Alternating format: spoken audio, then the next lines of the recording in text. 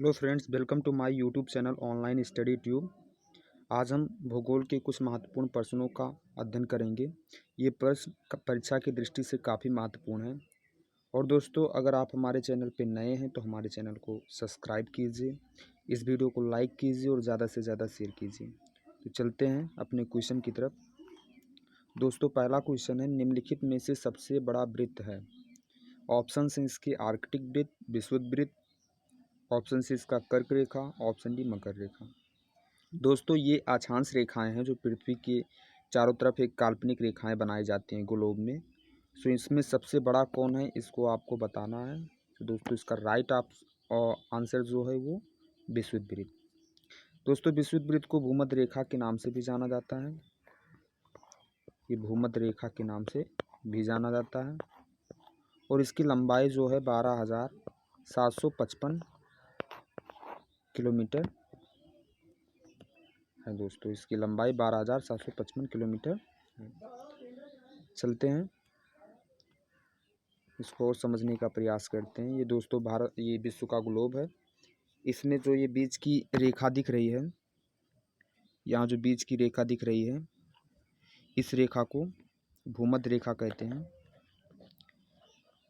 ये भूमध्य रेखा ग्लोब को दो भागों में बांटती है। ऊपर वाले भाग को, इस वाले भाग को उत्तरी ध्रुव बोलते हैं और नीचे वाले भाग को दक्षिणी ध्रुव बोलते हैं। दोस्तों, इस भूमध्य रेखा की लंबाई 12,755 है, जो कि सबसे बड़ी अक्षांश रेखा मानी जाती है। इस अक्षांश रेखा के ऊपर उत्तरी ध्रुव में 23 से ही ये यहाँ पे दोस्तों 23 से ही 1/2 डिग्री पे, यहाँ पे 23 से 1/2 डिग्री पे जो रेखा है, इस जगह पे इस रेखा को हम लोग कर्क रेखा के नाम से जानते हैं। और इसी की तरह जब अगर हम दक्षिणी गोलार्ध में बात करते हैं, दक्षिणी गोलार्ध जो है, इसमें 23 से ही 1/2 डिग्री पे एक रेखा है, जिसे दोस्तों मकर रेखा के नाम से जानते हैं। ये मकर रेखा है। और दोस्तों, यहाँ पे जो ये रेखा दिख रही है, ये वाली रेखा, ये 66 से 1/2 डिग्री पे रेखा है। इस रेखा को आर्कटिक वृत्त बोलते हैं, क्योंकि ये आर्कटिक सागर, यहाँ पे आर्कटिक सागर है इस एरिया में, आर्कटिक सागर से होकर जाती है, इसलिए इसे आर्कटिक वृत्त बोलते हैं। और जो ये नीचे की रेखा है, ये भी 66 से ही 1/2 डिग्री पर दक्षिण गोलार्ध में है।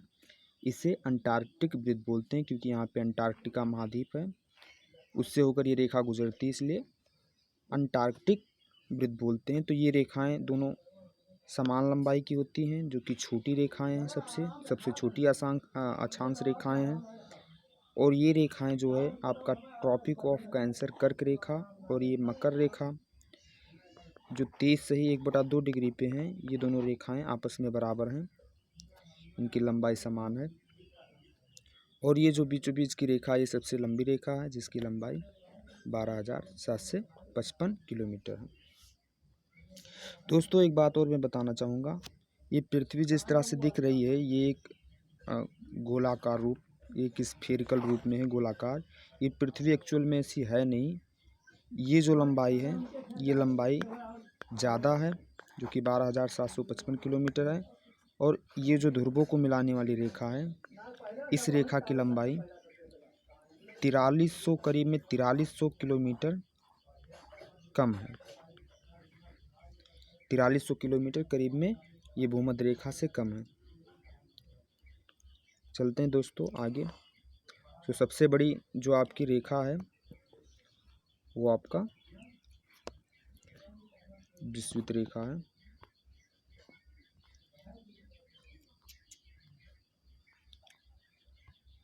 दूसरा क्वेश्चन है दोस्तों, सुएज नहर जोड़ती है। सुएज नहर किन दो सागरों या महासागरों को जोड़ती है? तो इसके ऑप्शंस जो दिए गए हैं, प्रशांत महासागर इसके ऑप्शंस हैं, प्रशांत महासागर, अटलांटिक महासागर, भूमध्य सागर, लाल सागर, ये आपका ऑप्शंस 2 हैं। तो ऑप्शन 3 पे लेक ह्यूरॉन है, जो कि एक झील है, एक लेक एरी है तीसरे ऑप्शन पे, और चौथा ऑप्शन जो है इसका एक लेक एरी और लेक ओंटारियो है। तो इसमें राइट ऑप्शन को चूज़ करना है। दोस्तों आपको पता होगा, मैंने एक पिछले वर्ल्ड ज्योग्राफी के वीडियो में आपको एक ट्रिक बताई थी, सुएज को भूल मत जाना, सुएज को भूल मत जाना। तो ये जो भूल है, इस भूल को याद रखना, ये भू से भूमध्य सागर होता है, ला से लाल सागर होता है। तो सुएज नहर जो है वो भूमध्य सागर और लाल सागर को जोड़ती है। तो इसका जो राइट ऑप्शन है वो इसका राइट ऑप्शन ऑप्शन बी है, भूमध्य सागर और लाल सागर। दोस्तों जो ये सुएज नहर है, ये रही आपकी सुएज नहर। ये सुएज नहर 168 किलोमीटर लंबी है, 168 किलोमीटर लंबी है। ये आपका लाल सागर है, आपका लाल सागर है ये, और ये आपकी भूमध्य सागर। और ये एक अच्छा मार्ग बनाती है व्यापारिक दृष्टि से देखा जाए। इसका निर्माण 1854 में स्टार्ट हुआ था और जाके 1869 ईस्वी में इसका निर्माण कार्य पूरा हुआ था। बाद में इसका निर्माण कार्य एक फ्रांसीसी इंजीनियर फर्दिनेंद दी लेपेप्स ने किया था इसका कार्य, और बाद में 1956 में मिस्र के द्वारा इसका राष्ट्रीयकरण कर दिया गया था।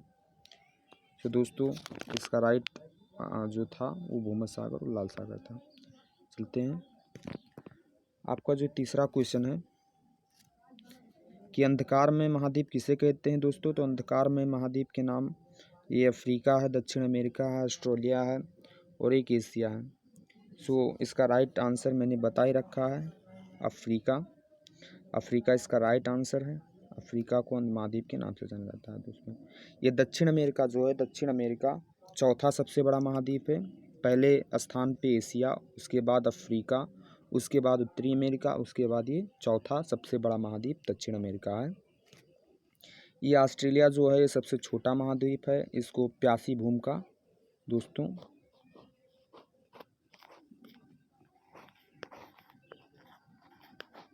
प्यासी भूमि का महाद्वीप भी इसे कहते हैं। और ये एशिया जो है सबसे बड़ा महाद्वीप है। चलते हैं अगले क्वेश्चन में। ये आपका अगला क्वेश्चन पूछा गया है, निम्नलिखित में से किसका मिलान सही नहीं है। आपको पता है ये देश हैं और ये उनकी राजधानियां हैं, तो इनमें आपको बताना है किसका मिलान सही नहीं है। पहला ऑप्शन जो है इंडोनेशिया, हाँ इसका आंसर सही, आपको पता ही होगा कि इंडोनेशिया की राजधानी जकार्ता है। दूसरे ऑप्शन पे आपका ये माले है, मालदीव की राजधानी माले है, ये भी सही है। तीसरा ऑप्शन इसमें कुछ गड़बड़ी है, देख रहे हैं अभी तीसरे ऑप्शन को, यही एक्चुअल में यही आपका आंसर है, तीसरा ही ऑप्शन। क्योंकि जो सियोल राजधानी है, ये सियोल दक्षिण कोरिया की राजधानी है। उत्तर कोरिया की जो राजधानी है वो प्योंगपांग,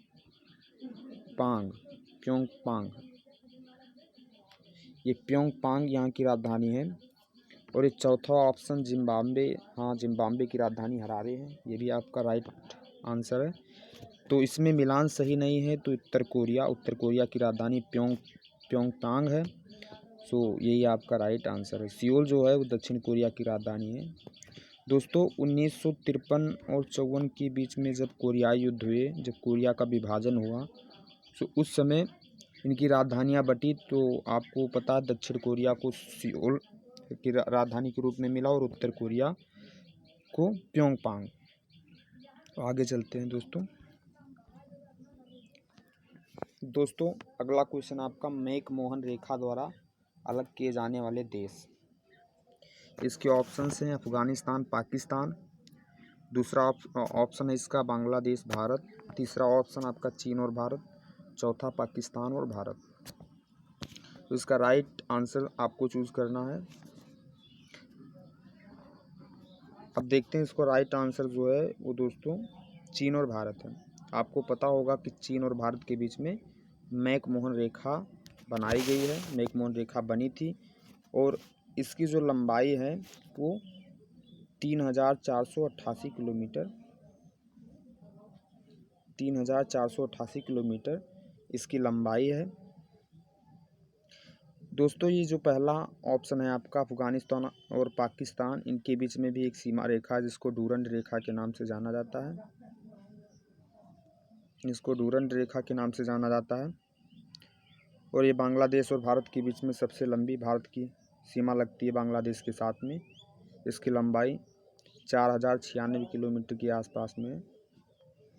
ये 4,096 किलोमीटर की सीमा, जो कि सबसे बड़ी सीमा है, भारत बांग्लादेश के साथ साझा करता है। और ये चौथा ऑप्शन पाकिस्तान और भारत, इसको तो आपको पता ही होगा, रेड क्लिफ लाइन के नाम से जाना जाता है। ये रेड क्लिफ लाइन जो है भारत पाकिस्तान के बीच सीमा रेखा बनाती है, जिसकी लंबाई आपको कमेंट बॉक्स में बताना इसको दोस्तों, ये आपके लिए होमवर्क है। भारत और पाकिस्तान के बीच में सीमा की लंबाई कितनी है दोस्तों, देखते हैं। ये आपका भारत है, यहाँ पे ये यहाँ से आपका ये चाइना है जो भारत के साथ में सीमा बनाता है, बीच में नेपाल, फिर यहाँ पे आपका सिक्किम है, इस सिक्किम से भी सीमा बनाता है। उसके बाद में भूटान बीच में पड़ता है इधर, फिर इधर अरुणाचल प्रदेश के साथ सीमा बनाता है। तो दोस्तों इसकी जो लंबाई है पूरी सीमा, यहाँ से जम्मू कश्मीर से लेकर अरुणाचल प्रदेश तक, इसकी लंबाई आपकी 3,488 किलोमीटर है। ये चीन की सीमा है। पर दोस्तों 1962 के युद्ध में जब भारत चाइना का युद्ध हुआ, उस समय चाइना ने कुछ हिस्से कश्मीर के छकाए थे, उन पे कब्जा कर लिया था। ये एरियाज़ आप देख सकते हैं यहाँ पे, ये एरिया जिसे अक्साई चीन के नाम से जाना जाता है, ये एरिया यहाँ पे, ये एरिया यहाँ पे, और थोड़ा एरिया यहाँ पे आपका दोस्तों अभी दिखा रहा हूँ मैं, ये एरिया आपका, ये अरुणाचल प्रदेश का कुछ क्षेत्र था, इसको चाइना के द्वारा कब्जा कर लिया गया था। इस एरिया के बीच में बेसिकली जो लाइन पास करती है, यहाँ पे जो लाइन इस एरिया को अलग करती है, ये लाइन कोई ऑफिशियल लाइन नहीं है, इसको एलएसी के नाम से जाना जाता है। एलएसी लाइन देश की प्रतिनिधित्व को दिखाती है, देश के द्वारा अधिकार क्षेत्र को ग्रहण किए हुए दिखाती है, ये कोई ऑफिशियल लाइन नहीं है दोस्तों। तो जो मैकमोहन रेखा थी वो आधिकारिक रेखा थी। और दोस्तों कुछ रेखाएं यहाँ पे भी हैं जो भारत और पाकिस्तान के बीच में रेड क्लिफ रेखा है, वो रेखा यहाँ पे आप देख सकते हैं, यहाँ पे दिखाया नहीं गया कश्मीर का, ये हिस्सा भारत के पास है, ये हिस्सा भारत के पास है, यहाँ से आपकी रेड क्लिफ रेखा जाती है। दोस्तों ये जो रेखा आपको दिख रही है, ये पीओके कहलाती है रेखा, जिसका मतलब होता है पाक ऑक्युपाइड कश्मीर, पाक अधिकृत कश्मीर। ये पाक अधिकृत कश्मीर जब 1947 के बाद में जब पाकिस्तानी सेना ने आक्रमण कर दिया था, उसके बाद में 1/3 हिस्सा पाकिस्तान का, वो कश्मीर का, पाकिस्तान द्वारा छका लिया गया था। तो इसके बाद में ये एरिया जो था ये पीओके से जाना गया, ये पीओके रेखा इस एरिया को डिवाइड करती है। और दोस्तों पाकिस्तान का ये जो पाकिस्तान ने कश्मीर को कब्ज़ा किया था, उसका कुछ हिस्सा इन्होंने चाइना को दे दिया है। चाइना यहाँ पे कुछ अपने बंदरगाह बनवा रहा है। ये एरिया आप देख सकते हैं यहाँ पे, ये area ceded by Pakistan to China claimed by India. ये एरिया पाकिस्तान ने चाइना को दे दिया है, यहाँ पे कुछ पोर्ट्स बन रहे हैं। तो ये रहा आपका जो मैंने आपको मैप के द्वारा दिखाया। आगे चलते हैं। अगला क्वेश्चन आपका जो है, संसार में माइका का सबसे बड़ा उत्पादन कहाँ पे होता है? इसके ऑप्शन है यूएसए दोस्तों, यूनाइटेड स्टेट ऑफ अमेरिका, दूसरा आपका यूके आपका जो है यूनाइटेड किंगडम है ये, इसे इंग्लैंड के नाम से भी जानते हैं, और ये आपका कनाडा है, और ये भारत है दोस्तों। सो इसमें जो राइट आंसर है आपका माइका का हिंदी मतलब मैं पहला बताना चाहूँगा। इसका माइका का हिंदी मतलब होता है अभ्रक। अभ्रक एक कुचालक पदार्थ है जिसका सर्वाधिक उत्पादन अपने ही देश भारत में किया जाता है। इसका सर्वाधिक उत्पादन भारत में किया जाता है दोस्तों। आगे बढ़ते हैं। ये आपका अगला क्वेश्चन जलधारा से संबंधित है। इसमें लिखा है पश्चिमी यूरोप का तापमान बढ़ाने के लिए कौन सी धारा उत्तरदायी है दोस्तों। इसके ऑप्शंस हैं लेब्राडोर की धारा, दूसरा ऑप्शन आपका गल्फ स्ट्रीम है, तीसरा कैनेरी की धारा है, चौथा उत्तर विश्ववितीय धारा है।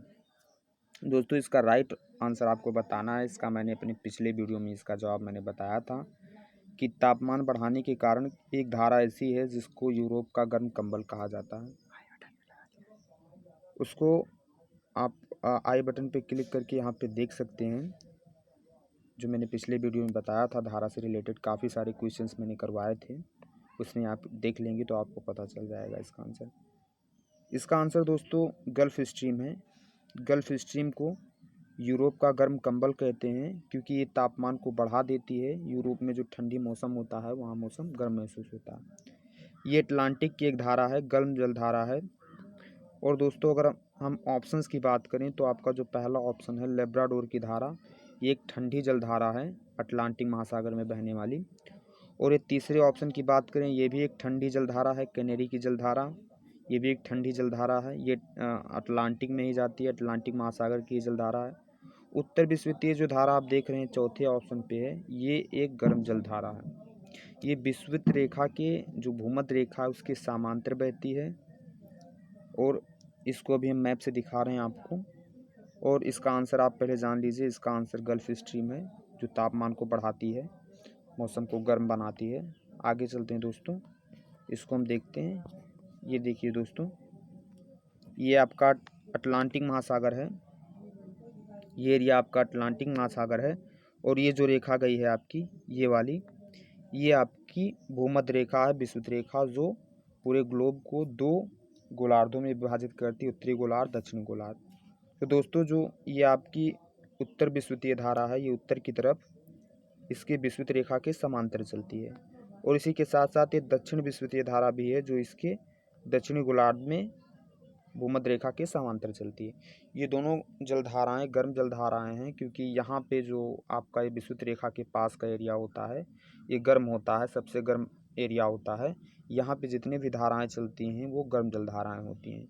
जितनी भी जलधाराएं यहाँ से जो विषुवत रेखा से होकर ध्रुवों की तरफ जाती हैं, इस तरह से जाती हैं, जैसे गल्फ स्ट्रीम जा रही है, ये जलधाराएं गर्म होती हैं। जितनी धाराएं विषुवत रेखा से होकर दक्षिणी ध्रुव की तरफ जाती हैं ये धाराएं गर्म होती हैं। और दोस्तों जो धाराएं ध्रुवों से आकर विषुवत रेखा की तरफ आती हैं, जैसे लेब्राडोर की धारा हुई, वो धाराएं ठंडी जलधाराएं होती हैं। इसी तरह दक्षिणी ध्रुव से आने वाली विषुवत रेखा की तरफ आने वाली धाराएं भी ठंडी जलधाराएं होती हैं। तो ये गल्फ स्ट्रीम यहाँ पे एक लेब्राडोर की धारा से मिलती है इस एरिया में। और यहाँ पे आपका ग्रैंड बैंक है, मछली पकड़ने का बहुत बढ़िया स्थान है ये। और ये यूरोप में जब गल्फ स्ट्रीम जाती है तो ये मौसम को गर्म करती है, यहाँ पे देख सकते हैं आप। इसीलिए इसे ये तापमान को, पश्चिमी यूरोप के तापमान को ये बढ़ा देती है, इसे यूरोप का कंबल कहते हैं। चलते हैं दोस्तों आगे। आपका अगला क्वेश्चन है, बहुत ही इजी क्वेश्चन है। घास का सबसे ऊंचा और सबसे मोटा प्रकार है। ऑप्शंस इसके दिए हैं, आपके ऑप्शंस हैं अल्फाफा, चारा, बांस, लाइकिन। लाइकिन तो एक सवाल है, लाइकिन तो ही नहीं सकता, तो इस वजह से पता है आप लोगों को। ऑप्शंस इसमें तीन हैं, ये जो अल्फाल्फा है और ये आपका चारा, आपका बांस। तो दोस्तों इसका राइट आंसर आपको पता है, ये जो है इसका राइट आंसर आपका बांस है। इसको हम बता रहे हैं, अभी दिखा रहे हैं, ये आपका बांस। ये बांस एक प्रकार की घास है जो सबसे बड़ी प्रकार की घास मानी जाती है। चलते हैं दोस्तों आगे अगले क्वेश्चन में। दोस्तों आपका अगला क्वेश्चन है, निम्नलिखित में से किस नदी का स्रोत भारत से बाहर है।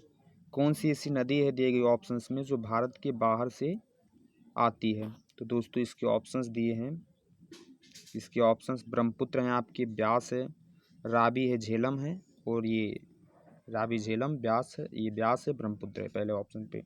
तो दोस्तों इसका राइट आंसर जो है आपका वो ब्रह्मपुत्र नदी है। ये ब्रह्मपुत्र नदी आपको पता है तिब्बत के मानसरोवर झील से निकल के भारत में प्रवेश करती है।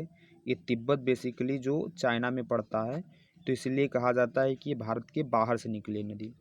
और ये आपके जो अगले ऑप्शंस हैं, ये ब्यास है। ये ब्यास आपको पता है ये हिमाचल प्रदेश की कांगड़ा ज़िले में ये ब्यास कुंड पड़ता है। ब्यास कुंड से निकलती है रोहतांग दर्रे के पास हिमाचल प्रदेश से।